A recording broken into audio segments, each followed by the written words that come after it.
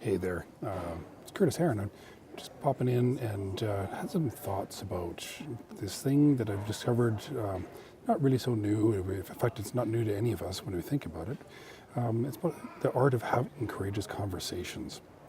And my story, when I think about it, is probably not unique compared to a lot of, or even, like it's not unique. It's probably a lot of us have the same kind of things. And for the purpose of today's blog, I wanted to talk about that art of having courageous conversations. So, and what I'm talking about is those conversations that we know we should have, but we don't necessarily want to have. Maybe a little graphic, or your sphincter gets a little tightened up when you think about having to do it because it's kind of scary. I know I've had lots of those kind of conversations, or that emotional dichotomy going on inside me for most of my life. In fact, I was probably the guy that spoke up the least in meetings, just even in relationships. The fear of being vulnerable, the fear of being called out, the fear of not being good enough to speak up. Those kinds of things are very much real, very much at play. And I had those things. It took a long part of my life to actually finally get the courage to step up and say, hey, you know what? My voice does matter, and I do need to speak up because I might actually have the solution to that problem that the company's having. I might have a little bit of disconsternation about where my relationship's at and how happy I actually am, but I'm not speaking up because I'm afraid it might lose or cost me something. And if you've ever been in those kind of scenarios, you might recognize that as well. And another area that I can think of is just not speaking up when you see behaviors in workplace that really are not appropriate and not professional, even demeaning, demoralizing, and bullying. And if we don't speak up, then we're contributing to that problem. But it can be super scary to do that. So just to share with you very briefly, some of the things that I've learned that helped me overcome my fears of stepping forward was that number one, just recognizing that I do matter, and having to come to that conclusion and saying that I do matter enough that I can do that, or that I can speak up. And if somebody is going to call me out for calling them out, that's on them, not on me. And learning how to accept that, and that's really important to recognize that, because part of the reasons that we don't speak up when we're in those situations is we're going to be afraid of either being hurt or jabbed back at or some other thing. Well, if you're operating in full vulnerability, full integrity, there's no reason in the world why you can't do that. And for me, even to do this video is a huge thing, and that's because I've learned how to challenge myself to put myself out there, and that is probably your first step that you need to take towards having those courageous conversations. But you'll feel so much more confident for doing it. Just to share with you, back in school days, drama class comes along. I can paint, I can draw, I can assemble and construct things. I'm very creative that way. So I was constantly asked to be involved with the drama club for the set and set building, and I would be more than happy to do that, but only if I did the construction, painting and whatnot in the art room, which was down the hall, in the basement, around the corner, about as far away as from the gym. Where the drama floor was, because I would be, if I was on the stage, somebody might pull the curtains back and I would be caught on stage. I would never be involved in that, but yet here I am doing this.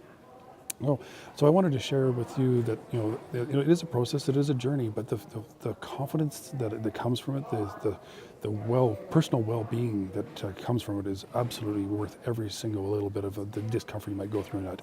The other thing I want to share with you that I learned was I really care about people, and I really care how I impact them. I really care how they impact me and people around them. And another reason I never spoke up was as I didn't want to hurt their feelings. Well, I came to an acronym that I like to use, and the acronym is NICE, and it stands for No, I Care Enough. And I'm not speaking to them when I'm thinking of that. I'm speaking to myself. Should I speak up to John? He really said something kind of inappropriate. But that's kind of awkward. I mean, maybe he's not going to feel really comfortable. Well, I'm not feeling uncomfortable in that scenario. It's not about John. It's actually about me. And so I come into the conclusion that no, I care enough. I'm going to speak up to John. And John, then it could be something like, hey John, I just overheard you make that comment. I'm not sure if you're aware. I know you kind of made that in fun and joking, but you may have actually hurt their feelings. You may have actually put them in a position where they felt really awkward, uncomfortable. And in today's world, just let's be considerate. Let's be a little empathetic with people, and because we as people will always have impact on on other people around us, and being aware of that, it's everything. So share with you that acronym of NICE. Know, I care enough. It has been transformational for me. It absolutely allowed me to speak up a lot easier because, hey, I am helping this person, I'm helping them, and I'm helping the other people that they're impacting or affecting around them. It's not about me, it's about them, and I need to rise above that occasion. And it's been absolutely transformational doing that. So hopefully that little tidbit will help you. The other thing is, I have a lot of very high values around the word freedom. And it's been absolutely liberating learning how to speak up, because now I am one of those people who can live freely without concern about reprimand, because at the same time, I'm just being honest. I see something, I see the impact, and I share what I see with other people around it. If I got an innovative idea in a business meeting, I'm no longer afraid to speak up and say, you know what, I got the solution. It's right here. Please listen to me. Hear what I have to say. And in some cases, it turns into millions of dollars worth of business for the business, because it was the right idea. In my past, I wouldn't have spoken up, and that would have cost the money. And what value am I as an employee if I'm not providing value to the company? So. A couple little thoughts on that, and just one of the things that I want to share with you, the final thing I want to share with you about a courageous conversation, is that there's two parts to it. There's the giving part and there's the receiving part. The giving part, that can be really scary. The thought of, I'm sorry, honey, I know we've been married for a long time, but I think we need to have that conversation. That can be really scary.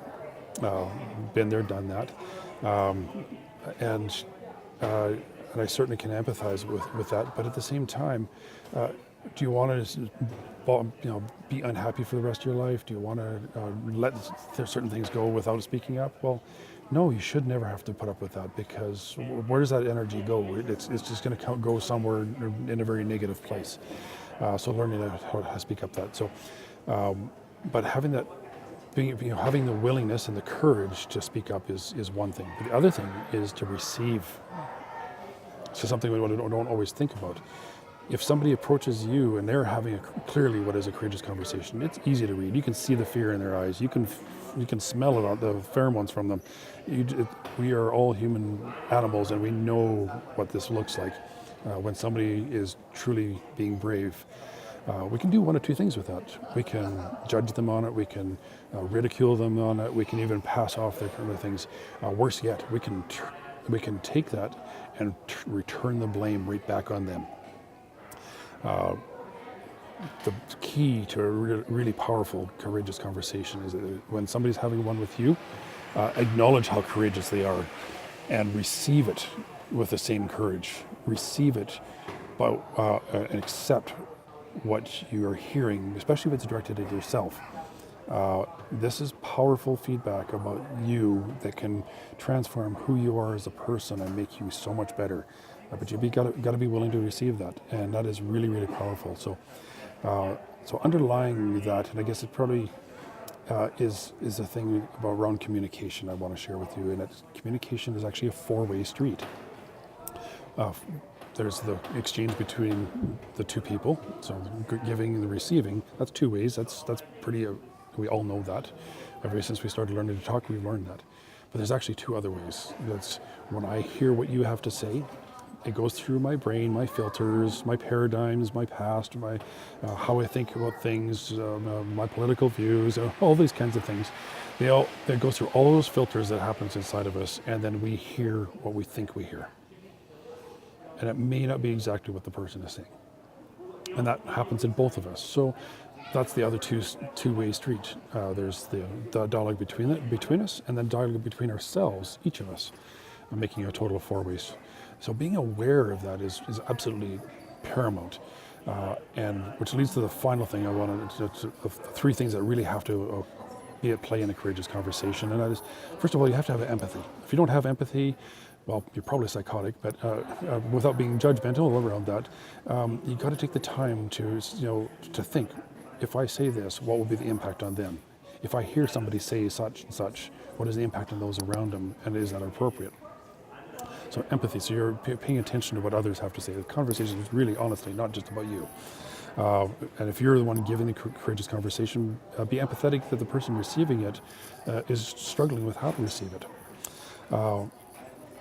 Emotionally speaking, and this is a tough one for a lot of people, but it's a fairly simple thing once you figure it out. Just be present in the moment. Got to be fully engaged. You're not there to drive a sale. You're not there to drive a certain initiative or convince them of a certain thing. This is a conversation that I need to have because it's bothering me, or I have the solution, or whatever it is that's coming up. I'm rising above all that, and if they are having trouble receiving what you're having to say, help them to receive it. Find a different way. Don't just be right. And at the end of the day, it's about being fully committed to being authentic and trustworthy. What you're speaking has to be authentic and from your heart and truly trustworthy. With that, thank you so much, and look forward to hearing about some of your courageous conversations you have. I'd love to hear case studies and success stories. If you have any comments, throw them into the blog comment. I want to hear what you have to say. Have a wonderful, successful, highly communicative day.